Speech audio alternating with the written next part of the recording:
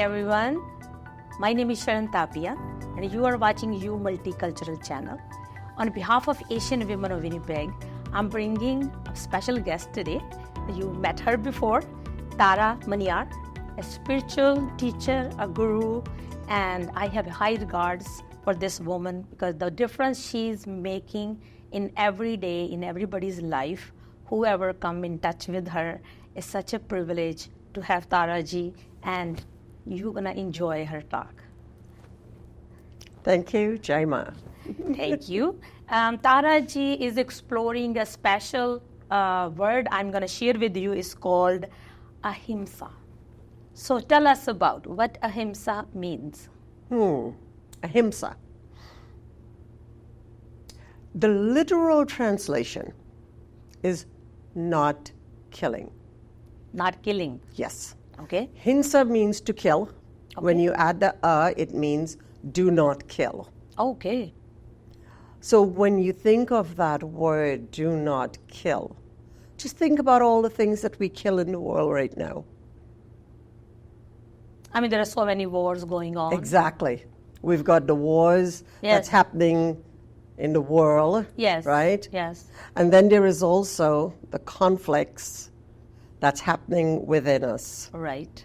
The spiritual masters teach us that the violence we see in the world outside Yes. is a reflection of the conflicts and the violence within each one of us. So if we want to make a change in the world out there, Right. which we don't have control over, Right. we need to make a change Within ourselves. within ourselves. Like, Mahatma Gandhi said, be the change you want to see in the world. If you want to see peace in the world, you got to have peace in the heart. So ahimsa means do no harm in thoughts, words, and actions. Again, self, the other, and Mother Earth. So just to clarify, you mentioned three things. Yes. By saying, by action, By thoughts. by even thoughts. By thoughts. Our thoughts are vibrations. Remember, this whole world is vibration. We're simply vibrating at different levels. Of energy. Exactly. We're all energy. Right. So when I think something, I've already put it into action. So are we harming somebody by thinking of it? Yes, we are. Oh. We are harming the person that we're thinking about, if we're thinking negative thoughts about them, if we're judging them. And you're also harming yourself.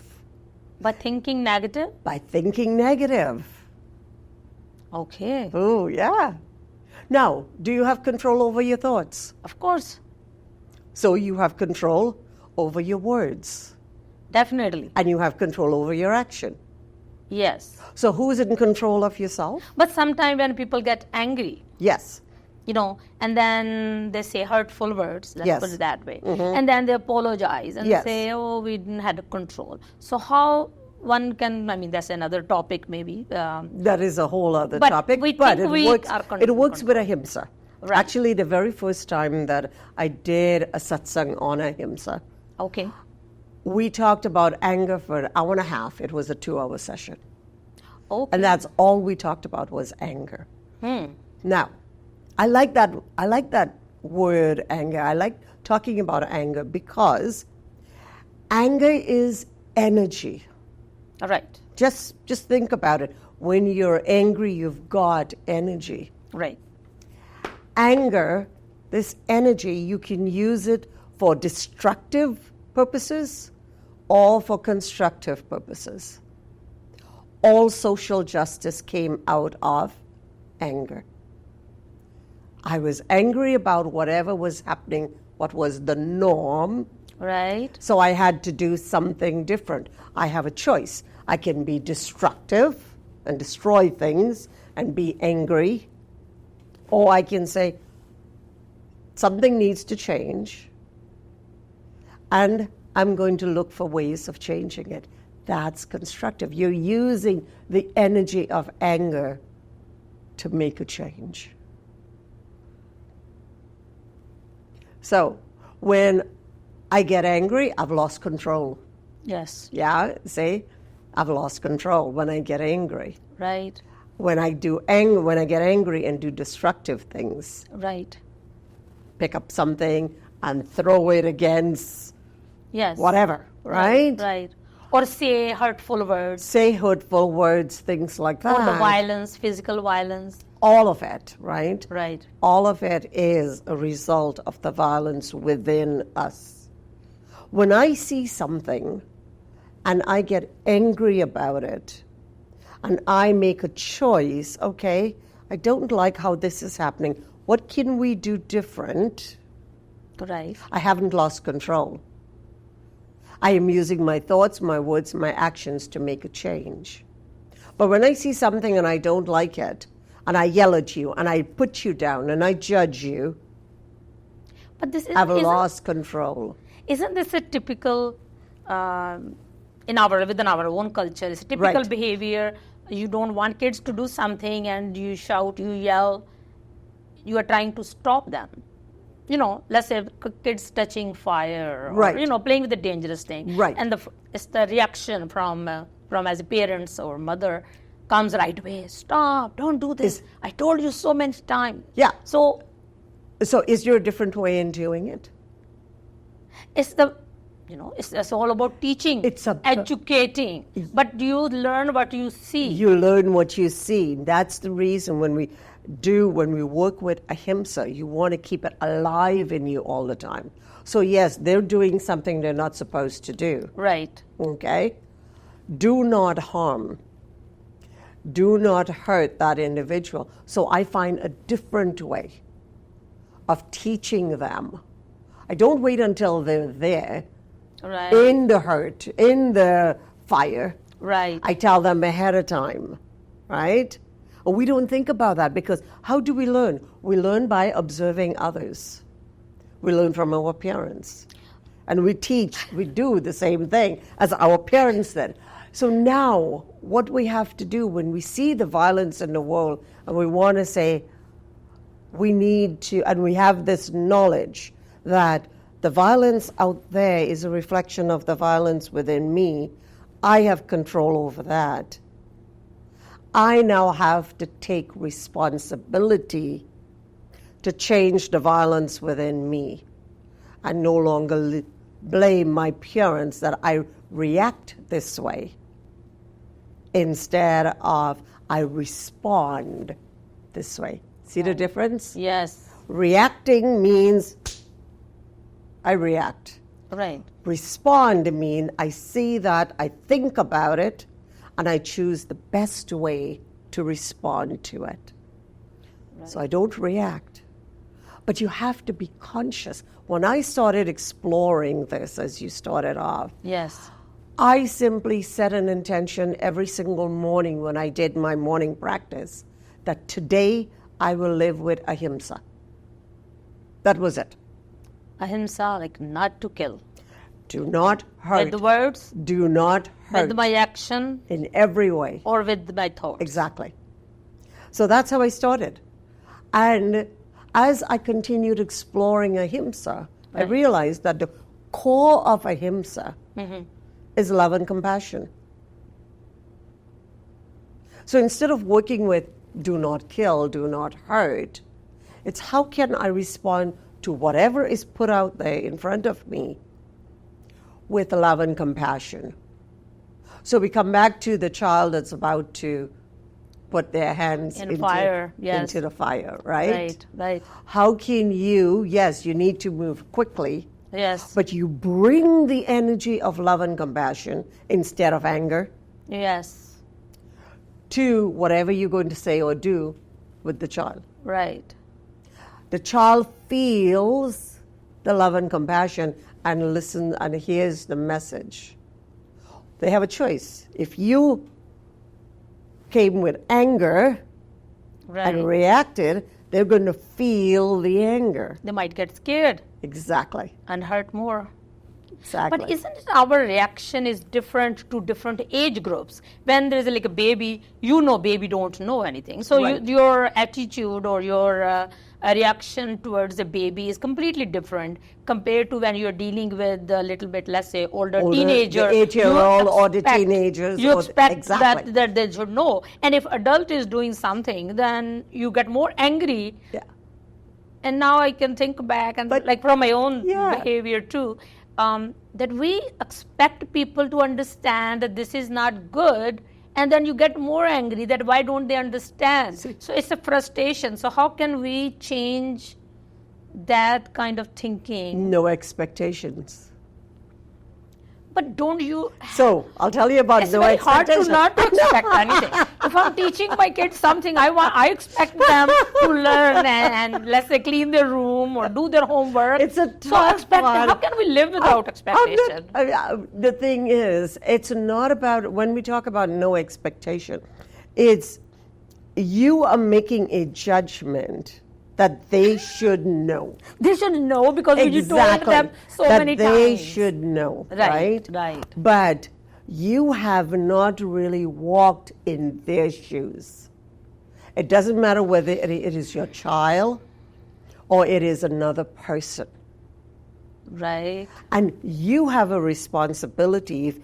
If your desire is to reduce the violence in the world, you have a responsibility to make sure that you reduce the violence within yourself first. You cannot expect no violence in the world when you are responding to the world with violence. Right. You see what I mean?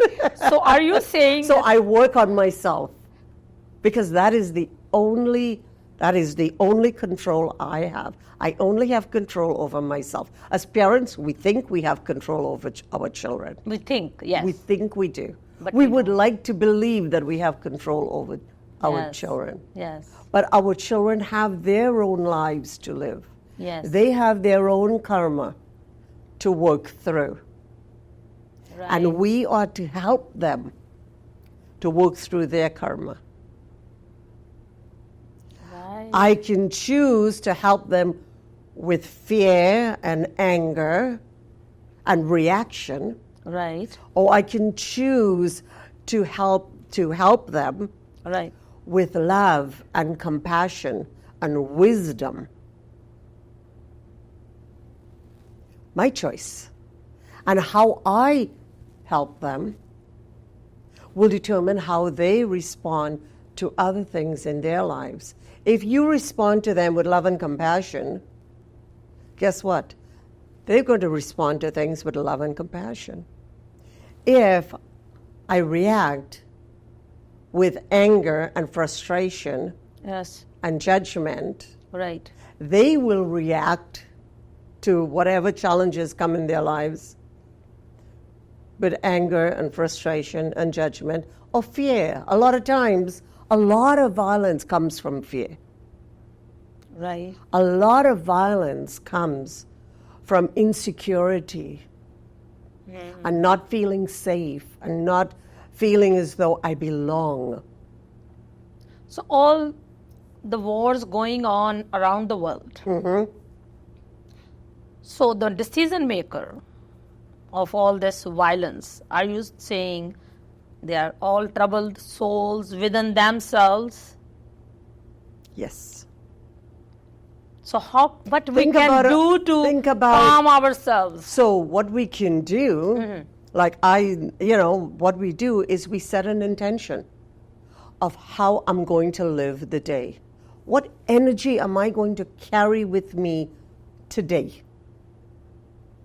I have that control over myself. I started off with simply the word ahimsa. And I said, let's see how that is going to filter through my day. What would it look like tomorrow? What would it look like the day after that? Ahimsa, as I continued exploring it, today it was ahimsa, tomorrow it became love, the next day it became kindness, the other day it became hope. All of that See, when I live with compassion, I am not going to hurt you. When I live with kindness, I am going to help you. Yes. When I live with hope, I am now going to give you hope. Something as simple as a smile, an acknowledgement that I see you, I hear you. It is the little things that make up this big concept of ahimsa. If you go to the Canadian Museum for Human Rights, Okay. you will see that they have recognized ahimsa as the oldest, most ancient form of human rights. So do they have that word in Yes. the Human Rights Museum? Yes, they do. Oh, wow. Yeah. And why is that? When I make a decision that I will not hurt another person or myself, remember, it's self, others, and the environment. So how we are hurting ourselves to start with Okay. this? Because We don't wake up, like many I'll come people back, don't I'll come wake back up. to that in Okay. half a second. Okay. When we look, because I want to tie in ahimsa to human rights, Okay. right? Yes. Because we talked about the Canadian Museum of Human Rights that Right. has recognized Yes. ahimsa. I was Yes. surprised when I saw that. I was pleased. So they have full definition. They have it, exactly. section? They actually had it. If you go in, you'll see how they've got it at the very beginning, I believe, unless it's been moved. It's been a few years since I've been in there and saw Okay. it. But when I live with the concept of ahimsa, I am not only looking at myself, I am looking at you and making sure that you have your human rights. What does that mean? You have food security, you have shelter, you have clean drinking water.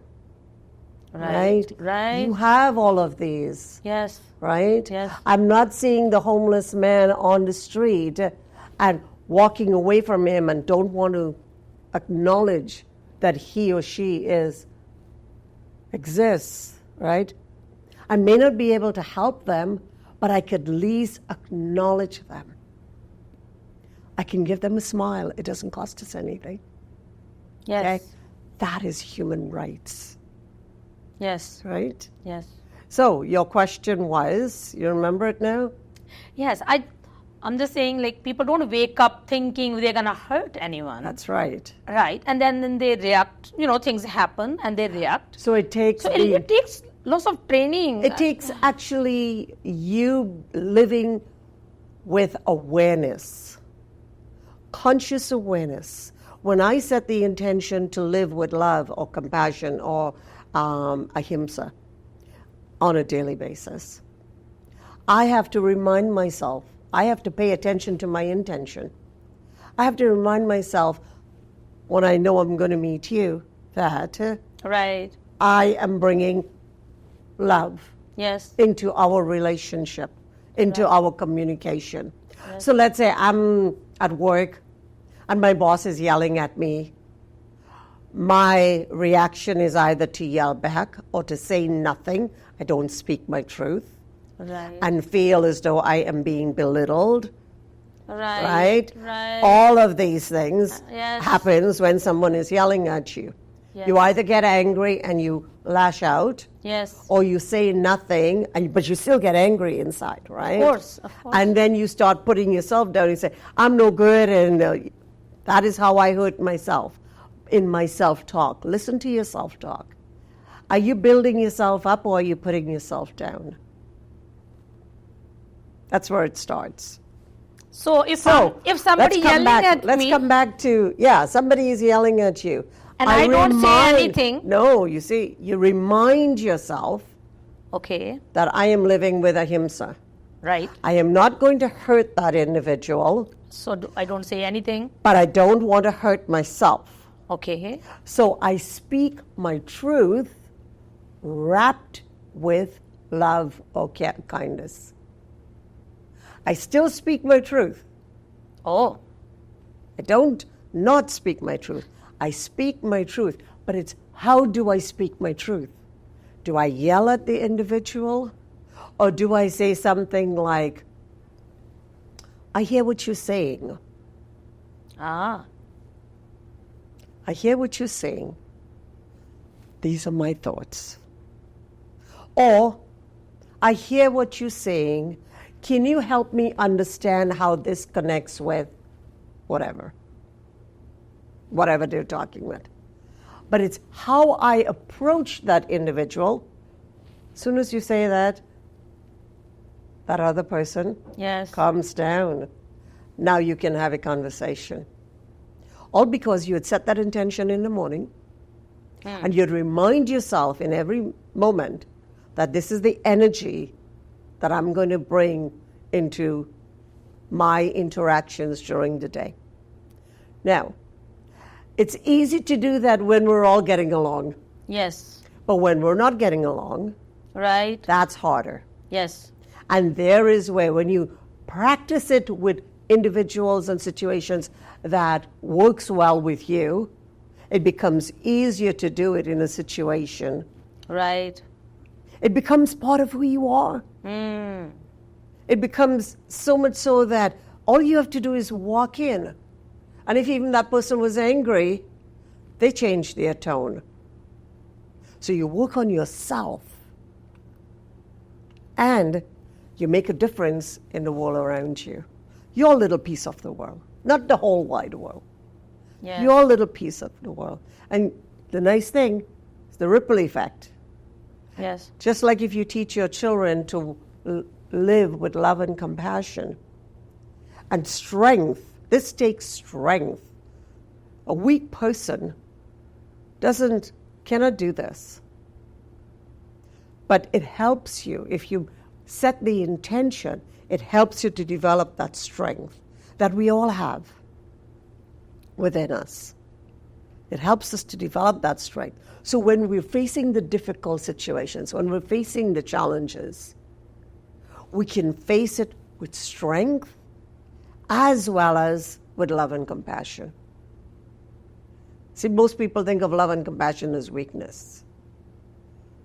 But I see love and compassion as strength. It takes strength to deal with someone who is a bully. Yes. To not yell out, to not attack, to not continue building that anger, that violence. So that becomes my responsibility. Then I become the example. So my understanding in this thing, the whole conversation, and I think we can talk about this hours and hours. I think it all comes down to communication. It comes down to communication with yourself. Yes. Not with others. And but with as a child, so let's say we need to fix the root problem. And this is the message I want audience even to think about this. I want you to reflect on this. As an adult, we can sit together and talk about these things. As a child, it has to come from somewhere. And parents are the first teacher.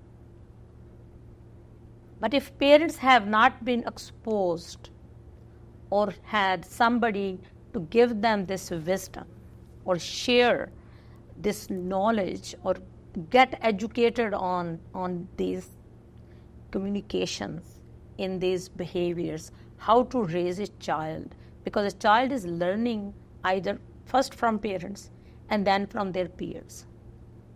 So to decision makers and to parents, I think we all need to make a decision what we are educating to our children. The world has become a war zone. All over. All over. Yes. All individuals feeling so angry, they really don't know how to solve these little problems. And I think this gives a call for action to make spiritual education a mandatory thing, a part of education. Schools or not schools, or families, especially when we are living with this very small family groups, having no elders. Now look, in Canada we are learning to bring elders in those special ceremonies to share their wisdom or have their blessings. When we raised South Indian families, South Asian families, we raised in a way where we are living with our elders, and they play a great role. Our grandparents, they played great role in our bringing up. And here in Western culture, where we are coming from east to west to raise our families, to have good opportunities for our own kids, for the future generations. And then we have the missing piece of elders in our own houses. And I think this topic doesn't stop here. We need to continue on this. But you know, you want to give any message to the audience before we have another topic? Sure. When we talk about the violence that is within us, yes, it's really as a result of the trauma that's being held in our bodies. From generations. From my past life, as in this life. Yes. But what we know is also ancestral trauma. Yes. We're carrying that in our bodies. Yes. And we're not even aware of it. Yes. We haven't taken the time to heal those traumas. Yes. And that is what I am doing right now. Through satsang, through coaching, yes, through dance, yes, I am helping individuals to connect with the trauma that is within them, yes, and healing those traumas and releasing it.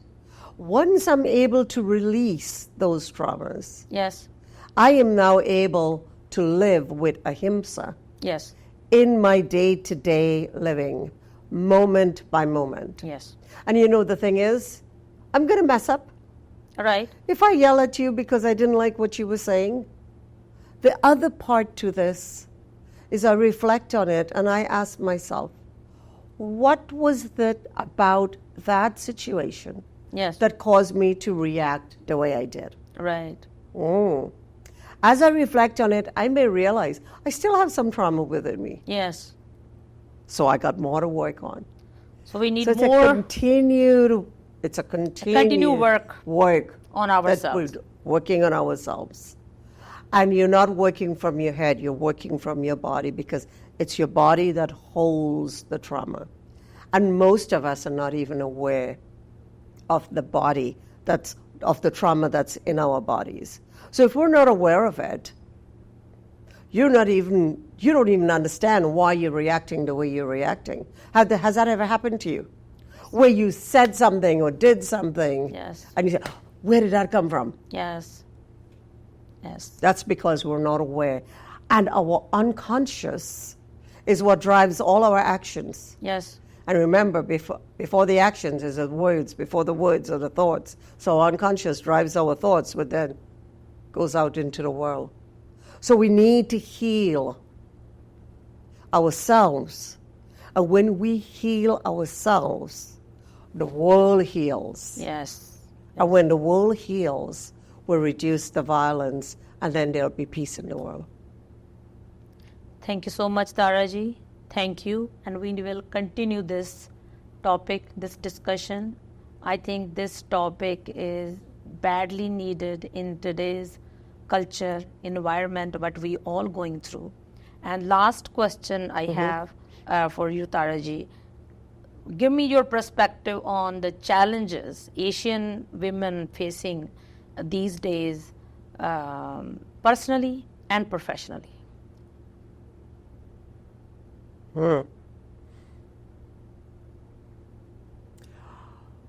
We were brought up in an extended family. As children, we had parents who were out there working, but we always knew when we came home from school, Kaki Kaka is there, Dadi Dada grandparents is there, the are grandparents, the uncles, aunts. Somebody is there.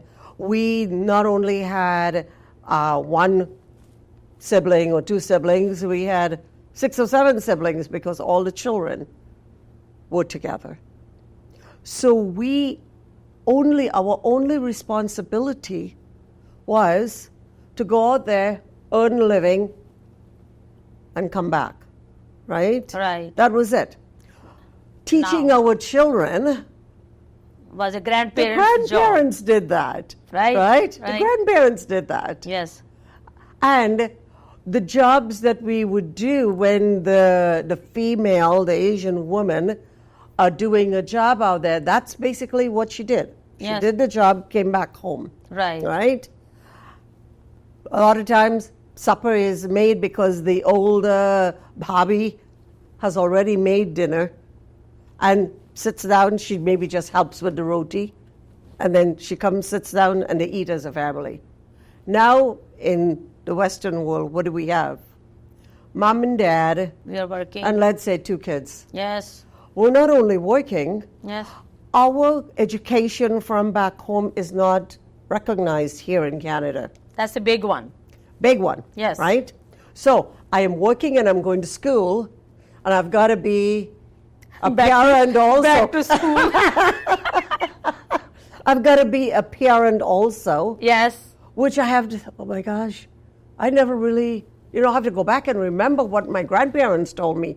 But what my grandparents told me then, 40, 50, well, maybe more like 20, 30, 40 years ago, no longer applies Right. Right. in this culture. Yes. So now, how do I bring up my children with the Indian culture, but in Canadian society? That's a big challenge. Big challenge. I myself am struggling to Make my own. to figure out how I fit in this society. How am I going to teach my children how to fit into this society? I don't want to talk to them about racism and discrimination and stereotyping because I right now don't even know whether I could even speak about it. I don't even want to admit that it's happening because today racism, discrimination, and prejudice is no longer in your face the way it was in the 60s when I came. Right. It's so subtle. It's still there. It's still there. It's in the systems, and we don't see it. Thank you So so we much. have to get to the systems, Yes. and it's only us. It's only us who can help the system that is already there to change. And we need to get allies on. Yes. Allies who are in power, Yes. who are willing to empower us Right. so that we can make the change in the system so it's better for our kids. Thank you. Thank There's you a so lot much. there's a lot there. Thank you so much for listening. We will continue this discussion with Tara ji. She has so much wisdom, and we want to bring the wisdom, everything to you guys. We're going to bore her brain again. We'll bring her back, definitely. But thank you so much for listening today. Thank you, Tara ji. Thank you for your time. Welcome. Namaste.